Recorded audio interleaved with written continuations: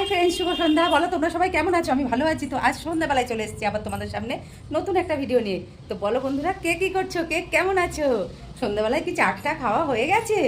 দেখো আমার তো এখনও চা খাওয়া হয়নি। তো এখন আমি চা করতে যাব। তো সোনাকেও একটু রেডি করে নিলাম, সোনাকে খেতে টেতে দেবো একটু পনির টনির, তারপরে আমি যাব চা করতে। তো দেখো ও কী অন্যায় করেছে।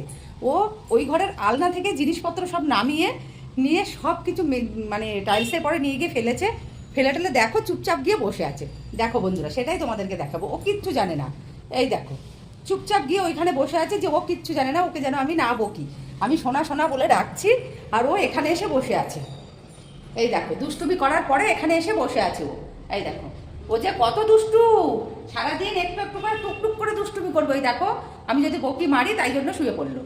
পাপা বন্ধুদের হাই করে দাও একটু, ওঠো। খুব দুষ্টু করছে বন্ধুরা, ভীষণ দুষ্টুমি করছে আমার সোনা। দেখেছো? তোমরা তো সোনাকে খুব ভালোবাসা দাও, খুবই ভালোবাসো তোমাকে, তোমরা সোনাকে। তো খুবই ভালো লাগে।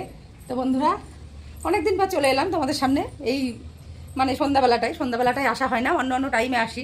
তো ভাবলাম সন্ধ্যাবেলায় আজকে একটু বন্ধুদের সঙ্গে শেয়ার করা যাক যে আমি কি করছি কি না করছি, তাই জন্য চলে এলাম। তো চলো সোনাকে এখন খেতে দেবো, পনিরটা দেওয়ার পর আমি একটু চা করব। তো যাওয়া যাক।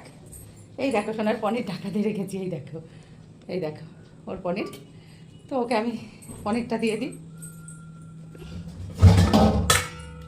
কার বাড়িতে এরকম সোনা আছে সন্ধ্যাবেলায় হলেই পনির লাগে, কমেন্ট করে জানিও।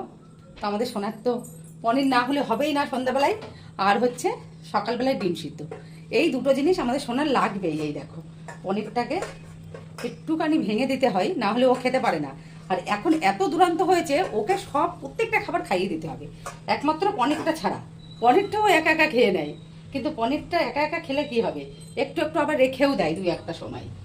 সেই জন্য তো চলো এই পনিরটা আবার সবটা খাই কি দেখি, না হলে আবার খাইয়ে দিতে হবে ওকে। বাবা এই যে পনির, চলে এসো, এদিকে এসো। দেখো আসবে না, এটাও এখানেই দিতে হবে না।